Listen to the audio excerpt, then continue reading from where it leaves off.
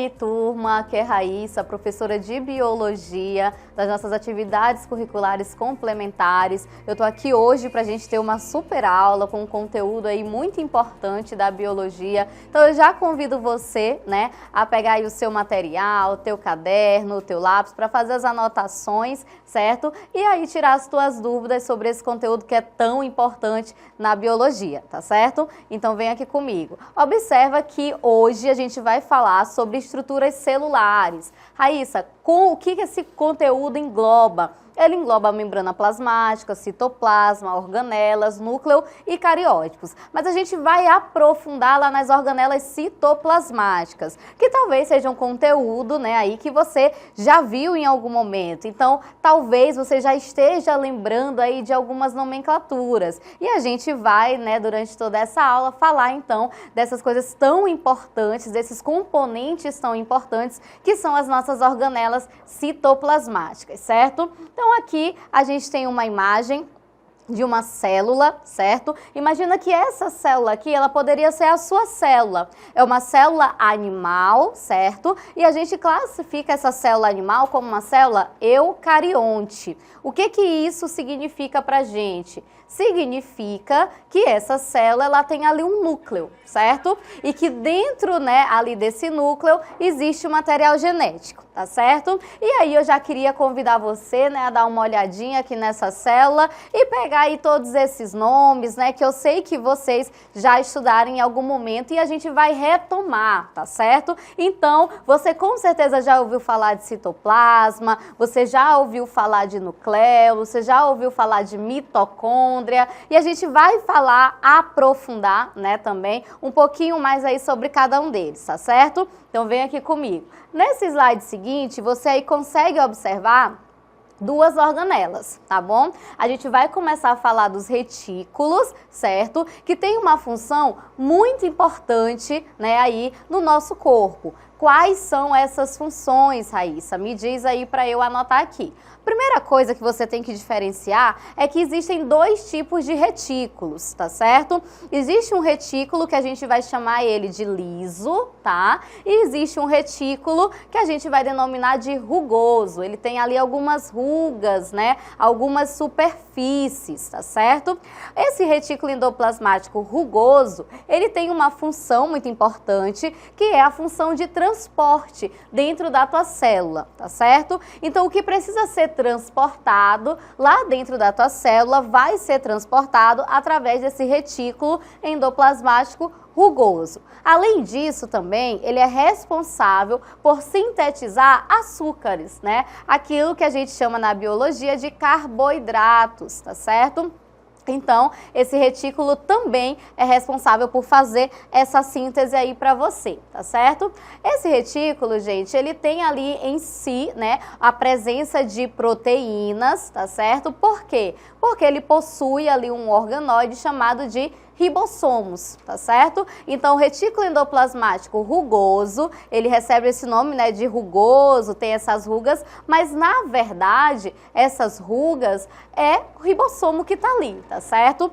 Sendo assim, ele consegue então fazer uma síntese proteica, uma síntese de proteínas, tá bom? Quando a gente pensa no retículo endoplasmático liso, a gente vai, então, pontuar que a função dele, né, vai ser mais em relação à metabolização do álcool, por exemplo. Então, o álcool, ele pode entrar no nosso corpo, certo? Através de bebida ou através de alimentos também, né, de teor alcoólico.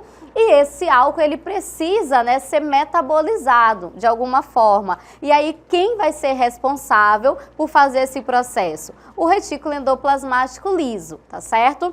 Além disso, ele também vai fazer ali uma metabolização dos fármacos, né, das medicações que a gente consome. Então pensa o seguinte, Raíssa, eu tô com dor de cabeça, eu vou ali e tomo um remédio. Eu tô com dor de barriga, eu vou ali e tomo um remédio, né? Eu tô com uma cólica, né, ou algo assim, vou ali e tomo um remédio. Só que a gente coloca no nosso corpo, né, através dessas medicações, alguns componentes químicos que não são naturais, né, pra gente. Eles estão vindo ali de um processo de fabricação externo, certo? Então, quando isso chega no teu corpo, parte dessa medicação, né, vai ser ali retirada, tem que ser metabolizada também. Então, quem faz isso é o retículo endoplasmático liso, tá certo? Outra função muito importante que pode aparecer, né, também aí para você em uma questão, é que esse retículo endoplasmático liso, ele tem a função de metabolizar, né, de produzir ali alguns lipídios. O que são lipídios mesmo? Vamos retomar. Os lipídios, eles são as gorduras, tá certo? Como, por exemplo, o colesterol, tá?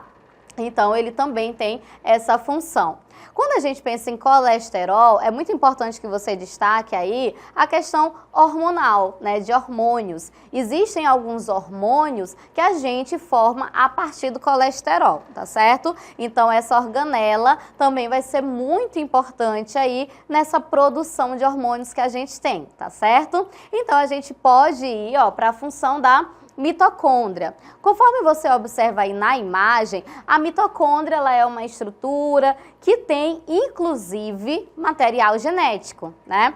Então, a mitocôndria, a gente acredita que ela pode até mesmo ter uma origem aí externa, né? Elas podem aí, em algum momento do período evolutivo, ter sobrevivido aí sozinhas, né? Sem estar dentro do nosso corpo. As mitocôndrias, elas têm uma função, né, ali muito importante, que é a função de sintetizar, né, de produzir energia para você. Então, você precisa de energia para assistir essa aula, você precisa de energia, né, para copiar no seu caderno, você vai precisar de energia aí para praticar um esporte, para estudar, né, também, mais tarde, um pouco. E essa energia que a gente fala tanto, ela é formada a partir, né, ali do trabalho das mitocôndrias, tá certo?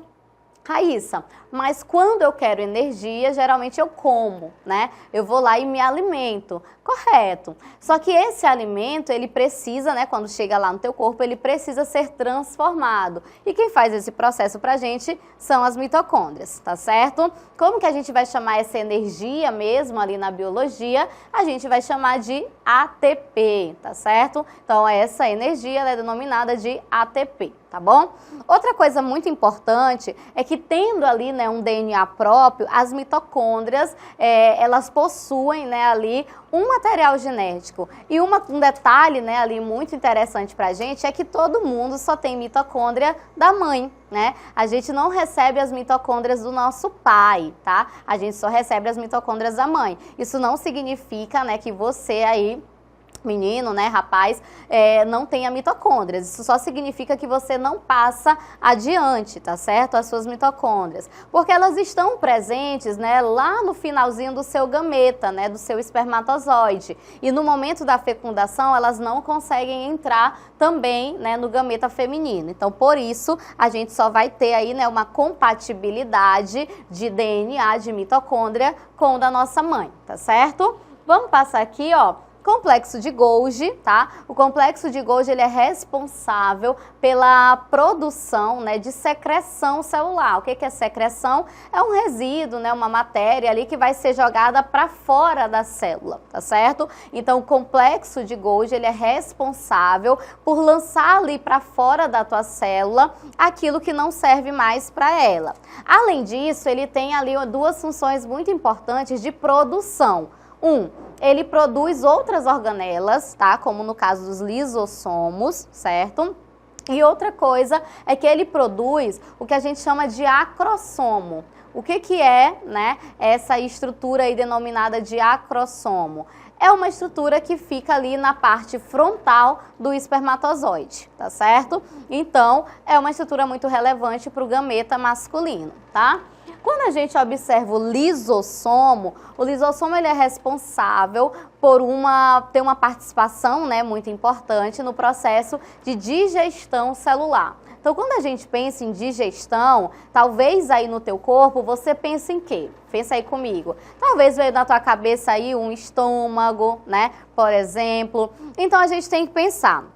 Se no meu corpo, quem faz, né, a função de digerir ali para mim é o meu estômago, né, dentro da minha célula, quem vai fazer essa função vão ser ali os lisossomos. Então, dentro do lisossomo ocorre esse processo, né? Ele tem inclusive um pH mais ácido para fazer essa digestão e é uma organela super importante aí também pra gente, tá certo? Ele pode fazer a digestão tanto de componentes que já estão dentro da célula, quanto de componentes que vêm de fora da célula. Então pensa aí, eu tenho lá na minha célula 10 mitocôndrias, 5 delas não estão funcionando muito bem. Então o que é que a gente pode fazer? O lisossomo pode ir lá e digerir essas mitocôndrias que não estão funcionando muito bem, tá certo? Então também é uma função muito importante deles. Aí eu já queria destacar com você, né, algo aí pra gente muito relevante, que é uma doença chamada de silicose, tá?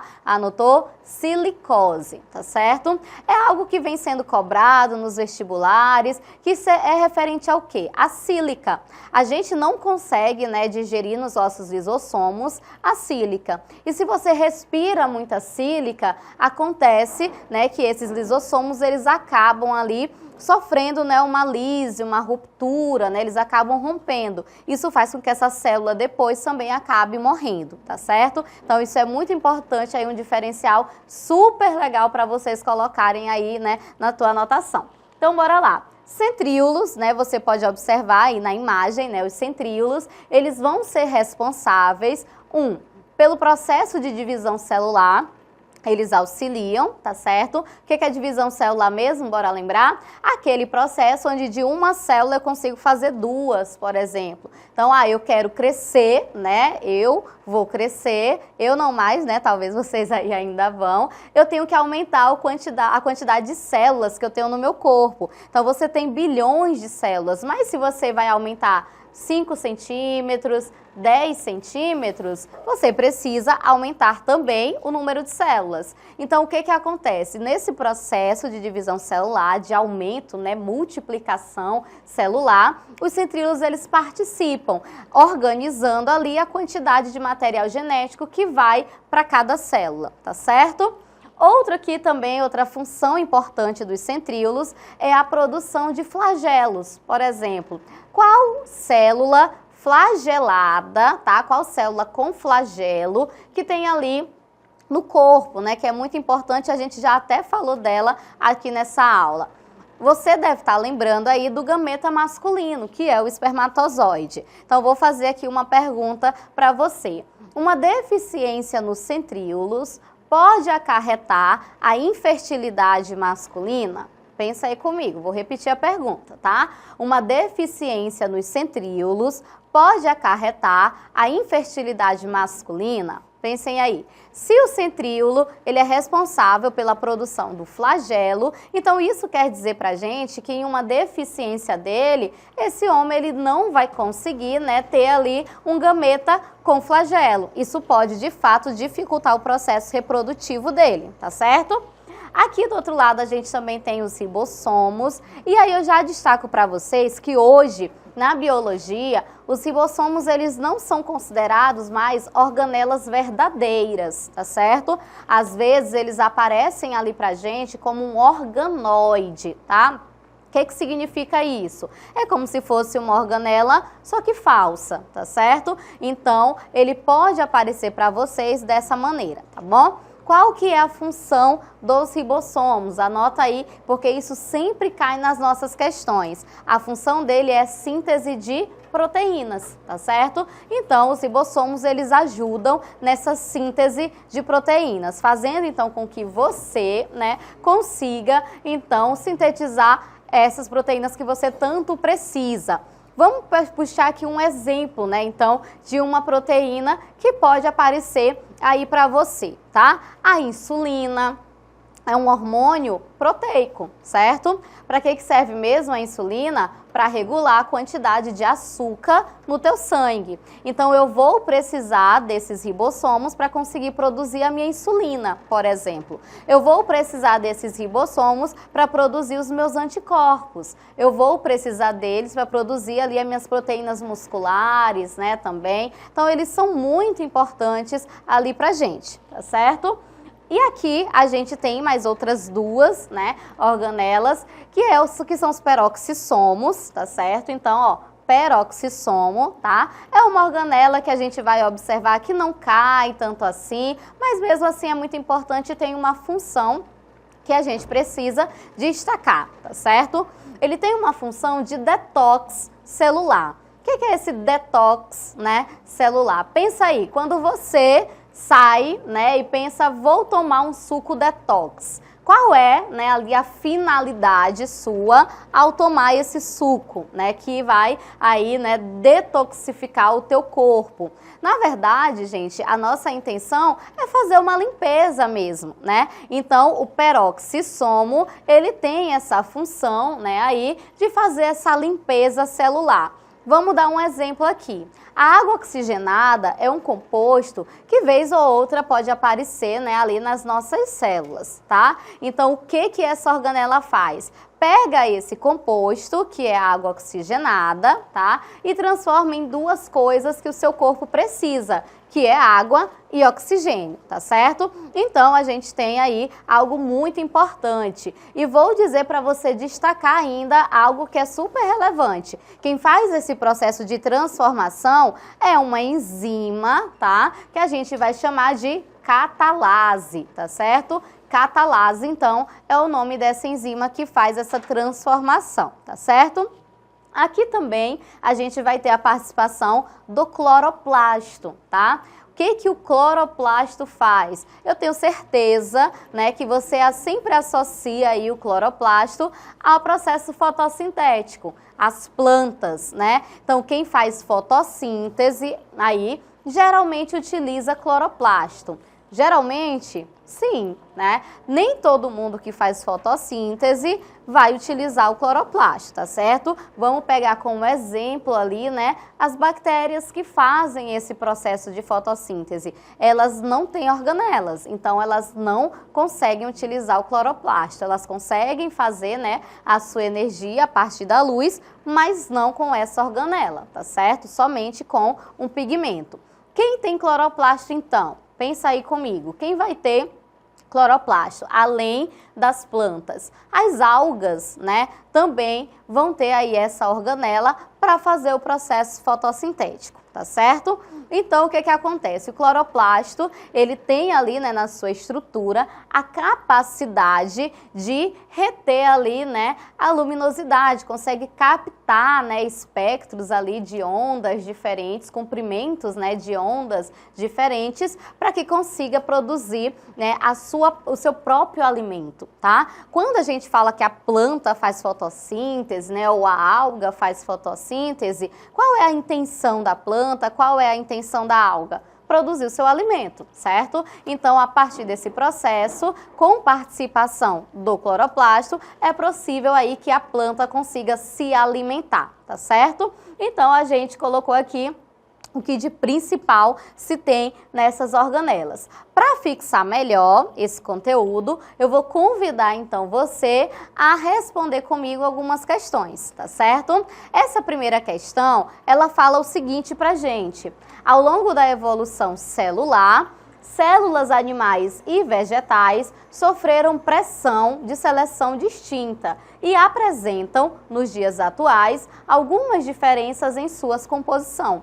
São estruturas exclusivas da célula vegetal. Então, bora lá. O que eu só vou encontrar em uma célula vegetal, em uma célula de uma planta, né? E não encontro na célula animal. Na letra A para vocês, fala cloroplasto e parede celular, celulósica, né? De celulose, certo? Na letra B, fala membrana plasmática. Gente, membrana plasmática, todos os organismos vão possuir, tá certo? Letra C, mitocôndria e retículo. Você tem mitocôndria, você tem retículo, então, né, ali tanto as plantas quanto nós conseguimos ter essas organelas. Na letra D cita a mitocôndria de novo, tá? A gente pode eliminar pelo mesmo motivo. E na letra E fala apenas os retículos, que nós vamos ter e a planta também, tá certo? Sendo assim, fica aqui pra gente, né, marcar como opção a letra A. Essas duas estruturas, elas são exclusivas, né, dentro do que a gente tem aqui disposto, da célula vegetal. A parede celular, né, a nossa célula animal não possui parede celular, tá bom? E também cloroplasto, já que a gente não faz fotossíntese, tá certo? Bora lá numa próxima questão. No espermatozoide, existe uma estrutura denominada acrossomo. Lembra lá que a gente falou? Que contém enzimas responsáveis pela digestão do envoltório do ovócito secundário. Existem espermatozoides que não possuem um acrossomo e que, portanto, não são capazes de fecundar o ovócito secundário.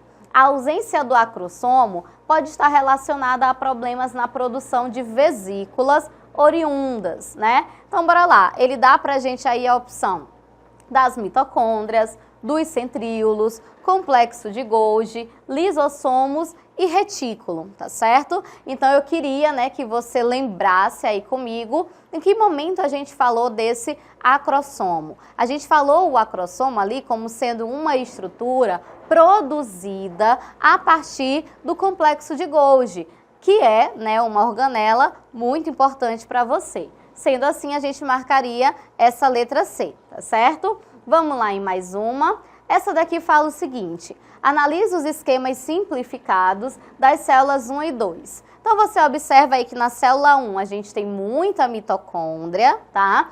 E na célula 2 a gente vai ter muita secreção, né? Porque tem muitas ali vesículas secretoras.